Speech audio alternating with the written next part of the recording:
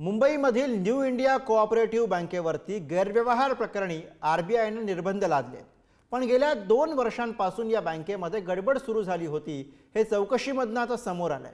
बँकेचा general manager Hitesh Mehta यानं बँकेमध्ये 122 कोटींचा घोटाळा केलाय, पण या गैरव्यवहारामागे भाजपचे नेते असल्याचा गंभीर स्वरूपाचा आरोप हा खासदार संजय राऊत यांनी केलाय। बघूयात या संदर्भातला हा स्पेशल रिपोर्ट।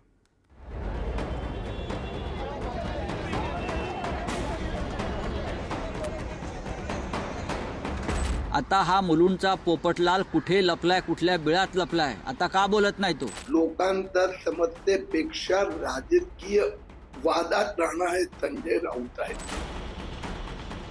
मुंबईतील न्यू इंडिया कोऑपरेटिव्ह बँक घोटाळ्यावरून आता राजकारण रंगलेलं आहे। न्यू इंडिया बँकेतील गैरव्यवहारामागे भाजपचे नेते असल्याचा गंभीर आरोप खासदार संजय राऊतांनी केलाय। आता मुलुंडचा पोपटलाल कुठल्या बिळात लपला असा सवाल करत राऊतांनी किरीट सोमय्यांवर निशाणा साधला, तर भाजपा नेत्यांनी मात्र हे आरोप फेटाळून लावले।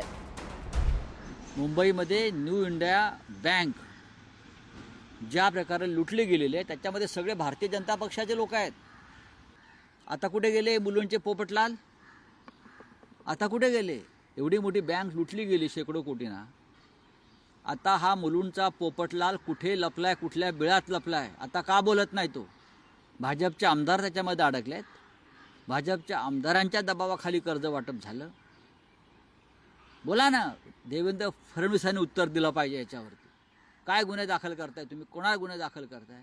अशा प्रकारची स्टंटबाजी करून लोकांतर समस्येपेक्षा राजकीय वादात राहणारे जास्त अधिक पसंत असते। त्यातले एक उद्धव ठाकरे यांचे संजय राऊत आहेत। मी आज पुन्हा एकदा इकॉनॉमिक ऑफेन्स विंग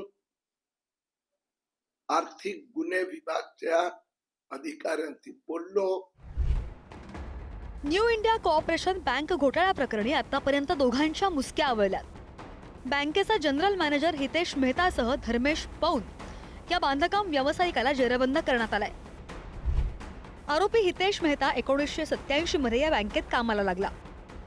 2002 मध्ये हितेश मेहताची महाव्यवस्थापक आणि मुख्य लेखापाल पदावर नियुक्ती। पदाचा गैरवापर करत हितेश मेहताकडून बँकेला 122 कोटींचा गंडा। कोविड काळात रक्कम काढण्यास सुरुवात केली।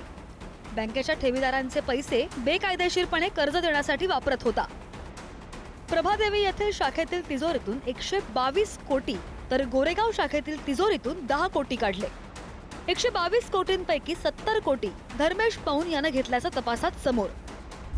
तिथले स्थानिक जे आमदार आहेत त्या भागातले, मुंबईतले, खरं तर अशा बँकेचं का? कारण ज्या ज्या पद्धतीनं कर्ज दिलं होते, कर्ज फेडच मोठ्या प्रमाणावर झालेली नाही। अनियमितता या सगळ्या प्रकरणात झालेली आहे आणि सगळे कर्ज प्रकरण राम कदम जे आमदार आहेत त्यांच्या शिफारसीने झालं अशा पद्धतीचं ठेवीदारांचं म्हणणं आहे। आणि ठेवीदारांच्या त्याच्यामुळं जे नुकसान होतं याला राम कदम किंवा भारतीय जनता पार्टी सहभागी आहे असं सुस्पष्टपणे दिसतंच आहे ना। असं आहे की आता संजय राऊतावर कोणाने बोलायच्या, कोणाने काय RSSच्या संबंध त्यांच्या? ते बँक लुटली ते सरकारने ऍक्शन घेतला, RSSचा काय संबंध? त्यात काय संबंध नाही।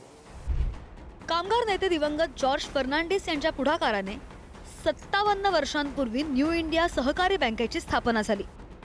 आता या बँकेवर रिझर्व्ह बँकेने लादलेले निर्बंध हजारो गुंतवणूकदार आणि ग्राहकांच्या काळजाचा ठोका चुकवणारे आहेत। सर्व कायदे आणि नियम असून सुद्धा त्यातून पळवाटा काढण्याचं काम बँक आणि नियामक संस्थांच्या पातळीवर राजरोसपणे सुरू आहे। मात्र हे घोटाळे राजकीय आशीर्वादाने होतात का, या अनुषंगाने तपास होणं सुद्धा आवश्यक आहे। ब्युरो रिपोर्ट, पुढारी न्यूज, मुंबई।